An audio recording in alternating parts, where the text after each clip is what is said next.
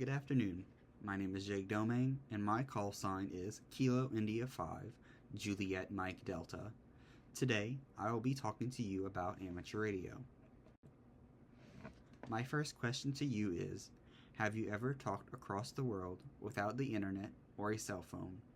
Well, with amateur radio, you can do just that.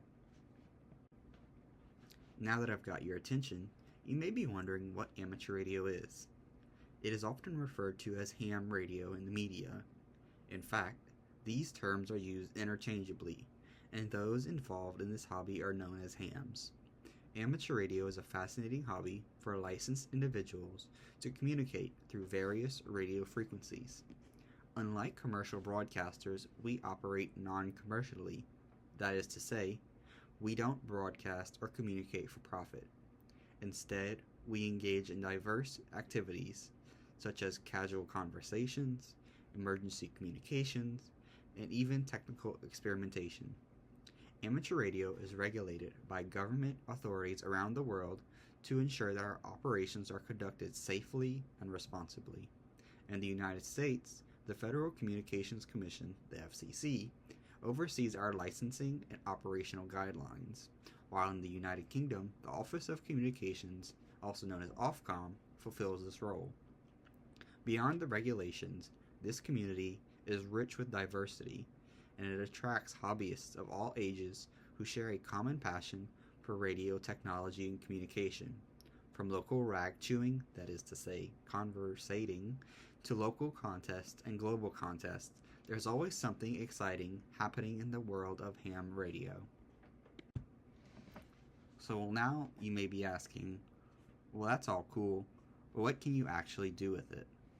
Well, you can talk locally, i.e. in your neighborhood. You can talk statewide, to Texas, to Alabama. You can talk globally, think Canada, Mexico, France, without the need for cell towers or satellites.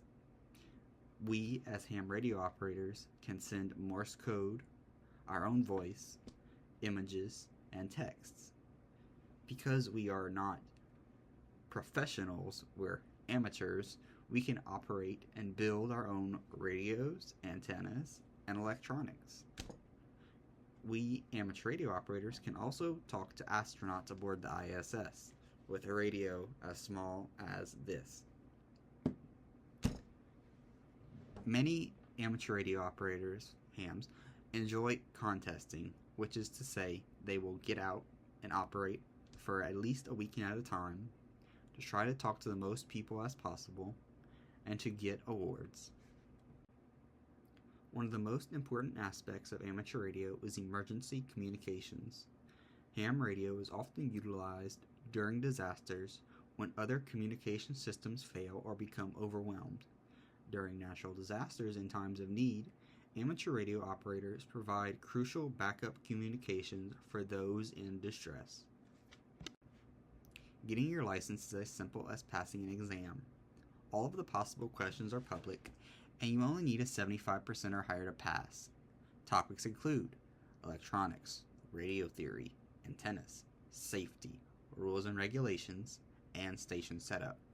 The first level of license is called the technician, second level, general, and the highest level is amateur extra.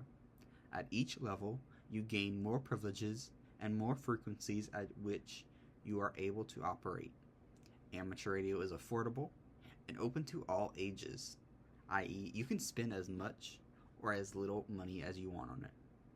My advice to get your technician class license is to practice online via hamstudy.org. It is very similar to Quizlet.